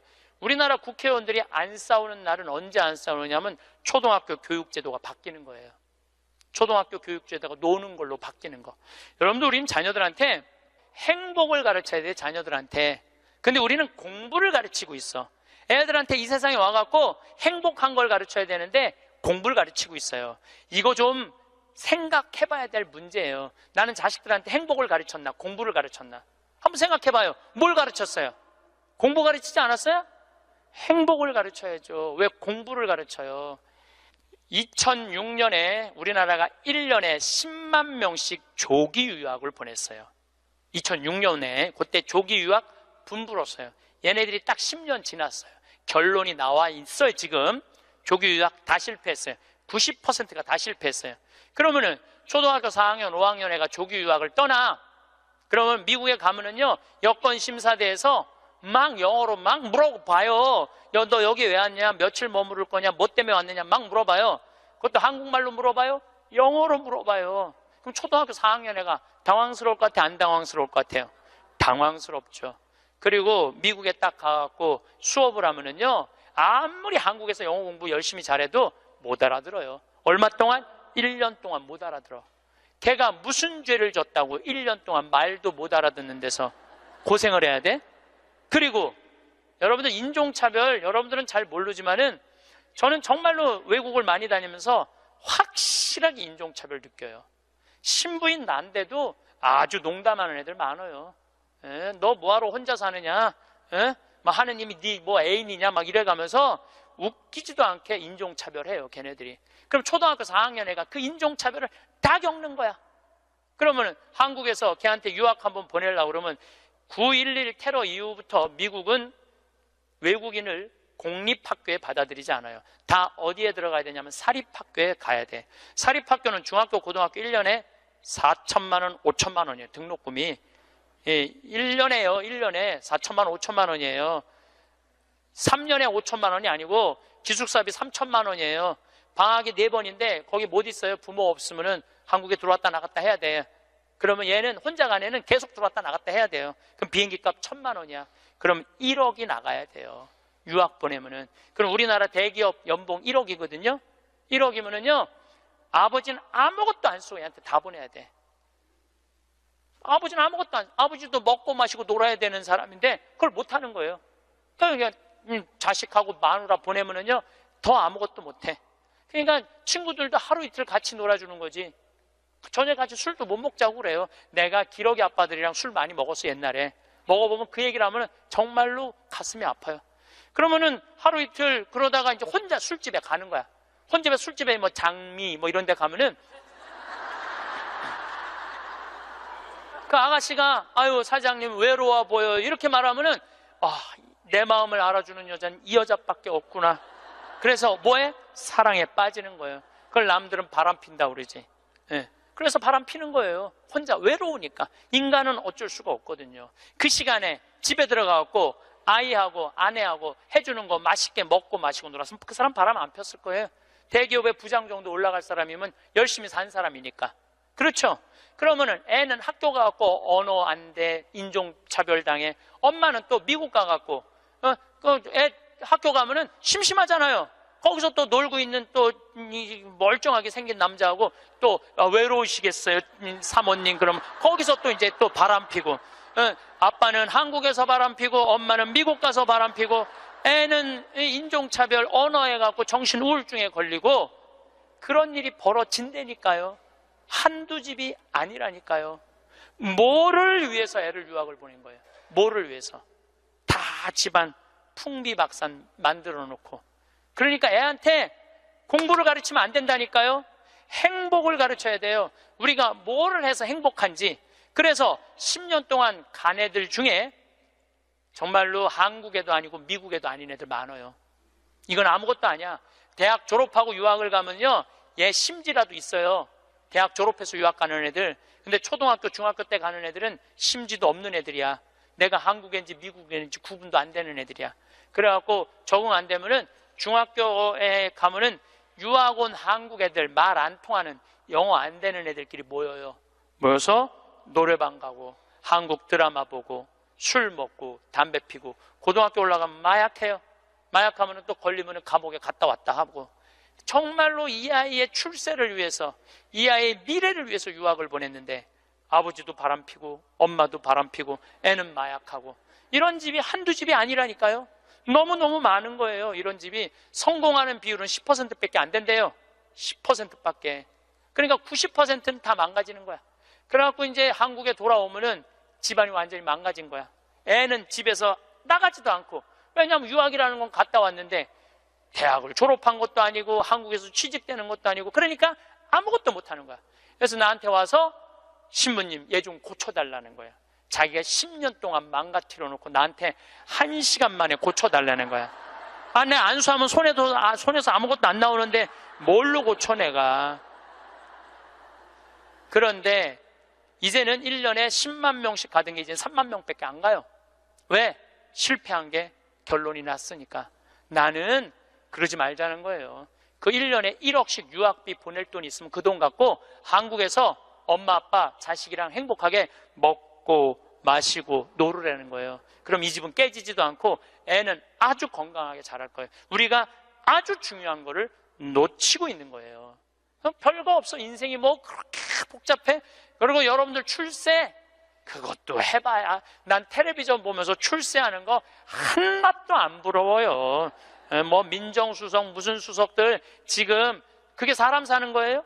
저런 모습이? 차라리 그 자리에 안 가면은 거짓말도 안 할 거 아니에요. 그 자리에 가면 어쩔 수 없이 거짓말하고. 어떻게 보면 여러분들이 훨씬 행복한 분들이에요. 여러분들은 거짓말 일이 뭐가 있어? 누가 돈을 갖다 줘야지 안 받았다고 그러지. 누가 돈을 갖다 줘야지 안 받았다고. 그렇다면은 30살에서부터 60살은 행복하냐? 대한민국에. 자, 이 30살에서부터 60살은 저는 인생의 황금기라고 생각해요. 여러분들, 여행은 가슴이 떨릴 때 가야지 다리가 떨릴 때 가면 안 된다니까요. 근데 이때 가야 될 때야. 가야 될 때야. 그런데 자식 공부시킨다고, 자식 출세시킨다고 나는 안 먹고 안 마시고 안 놀아. 30년 동안 그랬어. 그럼 이 사람은 30년 동안 껍데기 인생을 산 거예요. 자기 인생 산 거 아니에요. 자식만을 위해서 살았다고. 나는 자식 하나 잘 되면은 엄마의 기쁨이라고 그러는데, 그것도 옛날에 45, 46까지 살 때 얘기예요. 이제 여러분들 120살 살면은요, 자식이 90이 돼버려요. 그 자식 출세하는 거 여러분들 행복하고는 아무 상관이 없어요.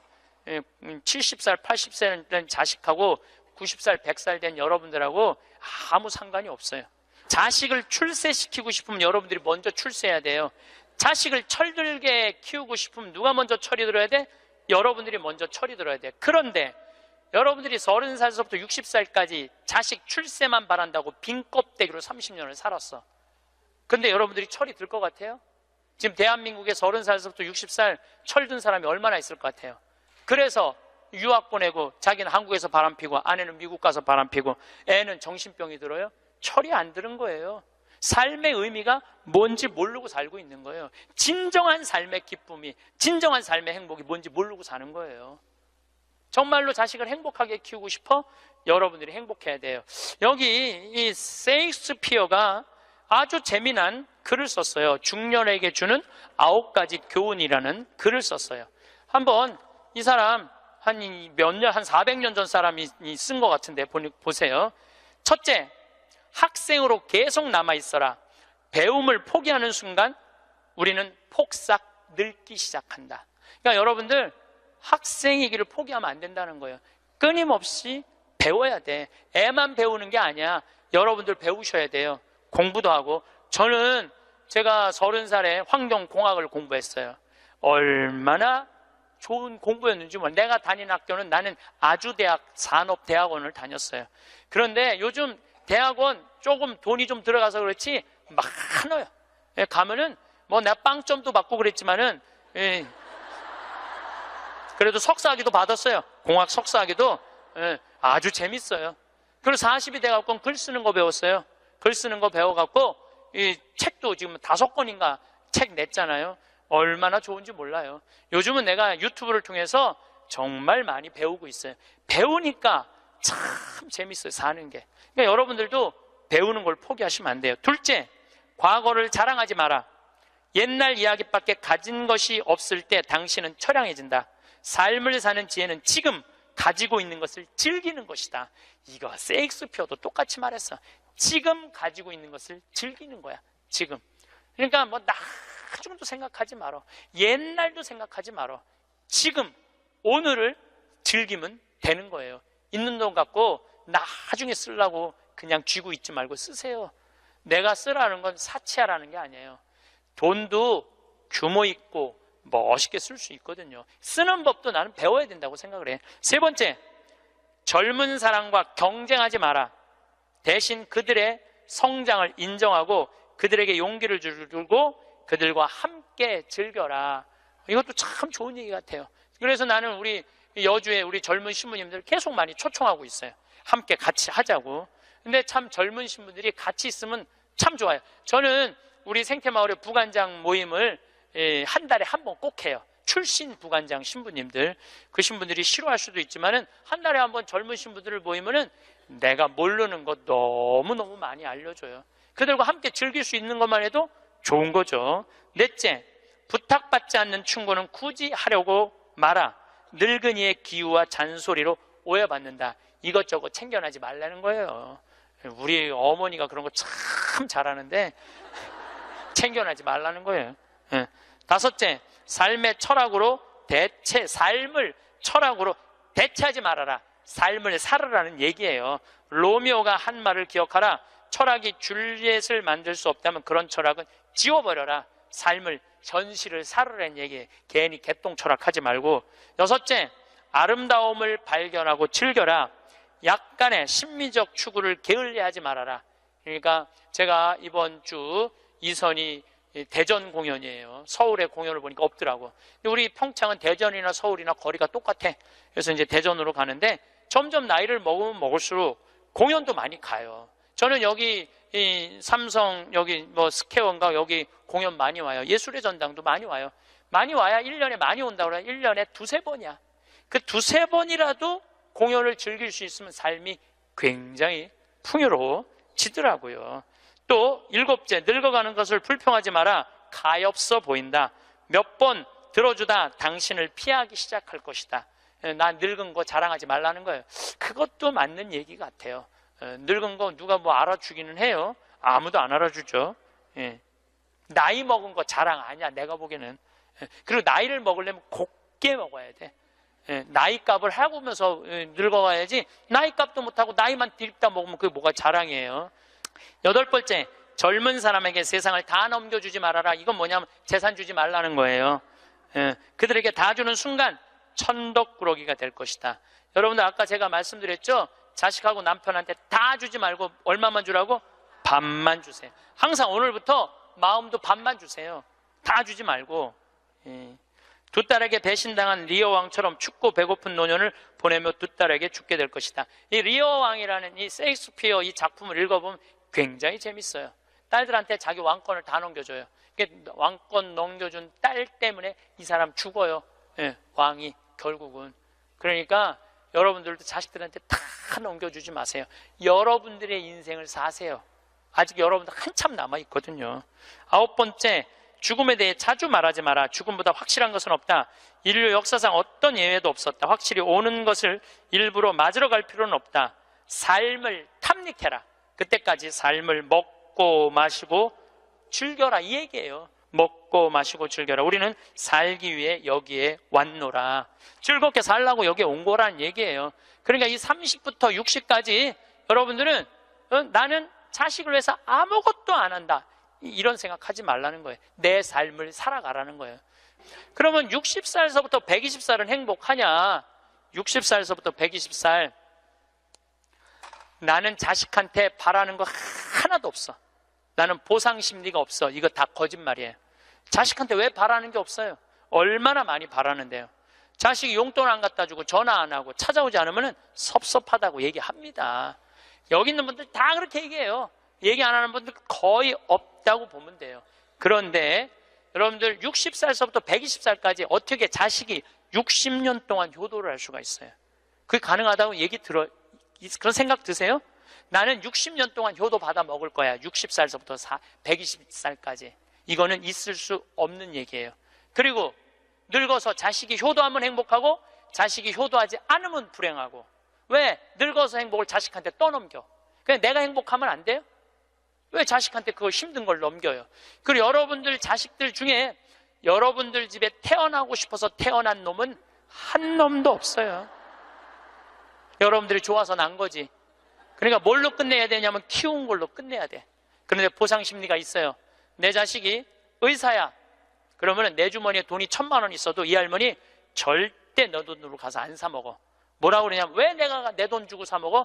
잘난 의사 있는데 나는 의사 아들이 와서 사줄 때까지 나는 기다릴 거야. 기다려. 1년이고 2년이고 기다려. 의사 아들이 와서 사줄 때까지. 근데 여러분들 자식이 무슨 무당이야? 막 수술하다가 엄마가 오늘 갈비 먹고 싶어 하네?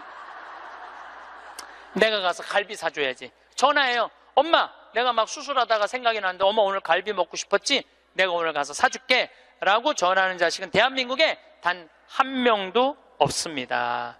지금 70, 80된 나 갈비 먹고 싶은 거 누구만 알아? 나만 알아요. 여러분들 이걸 아셔야 돼요. 여러분들은 자식 생각밖에 없지만 자식은 여러분들 생각 없어요. 그건 확실합니다. 왜냐면 이게 실험의 결과가 나왔어요. 어떤 실험을 했느냐면 요즘은 사랑의 감정을 촬영할 수 있대요. 그래갖고 할머니들한테 젊은 자식들 사진을 보여주고 뇌파 촬영을 해보니까 막 그냥 뇌파가 난리도 아니라는 거예요. 자식 사랑의 감정 잘된 자식은 좋아갖고 막 난리고 못된 자식은 그게 안타까워갖고 막 난리가 아니라는 거예요. 그러니까 여러분들은 지금 자식 보면은 뇌가 막 진동을 해. 사랑의 감정이. 그런데 자식한테 늙은 엄마 사진을 보여주고 뇌파 촬영을 해보니까 아무 반응이 안 일어나는데, 내가 이거 KBS에서 봐서, KBS에서 의사들이 실험하는 거를. 그러니까 여러분들은 자식 생각하는 거하고 자식이 여러분들 생각하는 거하고는 이건 차원이 달라요. 차원이. 정말 생각 없어요. 저도 어머니 아버지 86, 84살이에요. 그런데 내가 막 신부됐을 때 어머니 60이었을 때 어머니가 그랬어. 늙으면 죽어야 된다고. 그때 이제 효도할 때가 됐는데 죽으면 안 되지. 그래갖고 어머니 아버지 모시고 파리, 로마, 이스라엘, 베이징, 우리나라 금강산, 백두산, 우리나라 좋대는 데 온천 다 모시고 다녔어요. 왜 모시고 다녔냐 하면 죽는다니까. 빨리 보여줘야 될 거 아니야. 죽기 전에 5년 동안. 근데 요즘은 어머니가 늙으면 죽어야 돼 그 소리 하면 막 화가 나요. 왜 화가 나냐면 그 얘기한 지 24년이 지났어. 24년. 죽을 기미가 안 보여요. 요즘 어떻게 잘 드셔서 그런지 완전히 얼굴이 새색시 같아. 새색시. 얼마나 이쁜지 몰라. 그러니 죽겠어요? 안 죽어요. 그럼 24년을 내가 효도를 할 것 같아요? 5년 하고 끝났어요. 나도 5년 하고. 요즘은 나 강의 막 다니다 보면 한 달 동안 한 번도 생각 안 할 때 있어요. 한 번도. 근데 어머니는 아침에 일어나고 제일 먼저 나 위해서 묵주기도 20단 한대요. 하루 종일 아들 생각하는 거지. 집에 가보면 온통 내 사진이야. 그냥 온통 내 사진. 그런데 놀라운 건 우리 사제관은 어머니 아버지 사진 하나도 없어요. 하나도. 그런데 나만 그렇겠어요? 여러분들 자식들 먹고 살기 바쁜데 생각 안 해요. 그러니까 이제 내 인생의 주인공은 누구라고 생각하면 돼? 나라고 생각하면 돼. 그러니까 내가 지금 갈비 먹고 싶은 거 누구만 알아? 나만 알아. 그럼 누가 사줘야 돼? 내가 사줘야 돼. 누구 돈으로? 내 돈으로. 무슨 돈으로? 집 잡혀서 사줘야 돼요. 집 잡혀서. 그런데 우리나라 노인이 지금 700만 명이에요. 65세 이상이. 그러면은 부부가 산다고 하면 350만 세대죠. 350만 세대 중에 집 잡혀서 주택연금으로 사는 세대는 3만 5천 세대에 지금. 그럼 100명 중에 1명만 연금으로 사는 거예요. 자, 나 65세 넘었다. 한번 손 들어봐. 65세 넘었다. 왜 손 안 들어? 여기 지금 다 내 눈에 보이는데. 이렇게 많어. 자, 손 내리세요. 자, 이 중에 나 정말로 집 잡혀서 연금으로 생활하고 있다면 손 들어보세요. 지금 한 분, 두 분, 그러니까 제 말이 세 분, 네 분, 제 말이 맞아요. 지금 여기 한 1000여 분 있는데 거의 100명 중에 한 명만 집을. 그런데 이 집 잡혀서 사는 분과 집 안 잡혀서 자식한테 물려주겠다는 분하고 삶의 질은 또 달라요. 집 잡혀서 한 달에 150만 원에서 200만 원을 받아 사는 사람들은요, 근심 걱정 하나도 없대요. 마음이 그렇게 편안하대요. 그런데 자식들 용돈 받고 집 물려줄 생각으로 용돈 받고 사는 분들은 어떤 딸은 자식이 10만 원도 갖다 주고 20만 원도 갖다 주고, 우리나라 평균 용돈이 10만 원이에요. 평균 부모님한테. 그럼 20만 원도 갖다 주고 30만 원도 갖다 줘. 근데 어떤 달은 100만 원도 갖다 줘. 100만 원도 갖다 주면 이 할머니가 그 돈을 못 써요. 왜 못 쓰는 줄 아세요?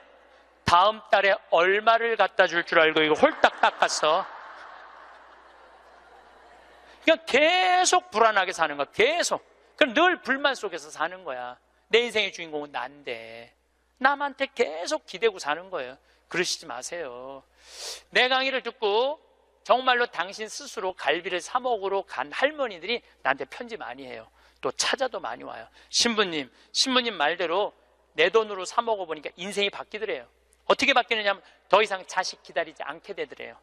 그리고 더 이상 원망하지 않게 되더래요. 더 이상 섭섭한 거 없더래요. 그냥 내 돈 갖고 내가 사 먹으면 되지. 대신 너는 나한테 재산 끝이야. 이렇게 딱 정리가 되고 나니까 너무 편안하더래요.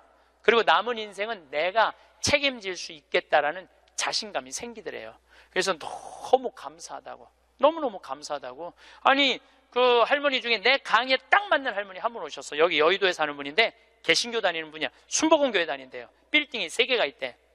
근데 뭐 하여튼 에쿠스 뭐 900인가 뭐 리무진인가를 타고 왔는데 어마어마하게 좋은 차를 타고 왔어요. 에쿠스가 아니라 제너시스. 기사를 대요. 근데 그러는 거예요. 신부님, 내가 40에 혼자 돼갖고 아들 셋을 키웠다는 거. 신부님 말대로 의사, 교수, 사장이라는 거예요. 전까지는 내가 너희들 그렇게 키웠는데 왜 나 한번 안 찾아오느냐, 맨날 원망했대요. 근데 어느 날 갑자기 내가 그러더래요. 늙어서 갈비 먹고 싶으면 지 돈으로 사 먹으라고. 왜 자식을 기다리느냐고. 근데 자기 돈으로 사 먹어보니까 더 이상 안 기다려지더래요. 섭섭한 거 없더래요. 그리고 사는 게 너무너무 즐겁더래. 내 자식하고의 이런 관계를 끊고 내 삶을 살다가 보니까 걸리는 게 하나도 없대. 그러니까 여러분들도 그렇게 사셔야 돼요. 언제까지 자식하고 그걸 살 수 있다고 생각하세요? 그냥 내 인생의 주인공은 나야. 내가 알아서 살아야 돼. 그래서 여러분들의 인생을 꼭 사시기를 바랍니다. 성부와 성자와 성령의 이름으로 아멘. 마지막, 돌아갈 곳이 어딘지 분명히 알고 있는 사람. 돌아갈 곳이 어딘지 알아 그 길을 닦으며 사는 사람. 먼 여정에도 가지고 갈 것이라고는 남에게 베푼 것뿐인 사람. 가지고 갈 것이 하나도 없이 살아온 흔적조차 남기지 않는 사람.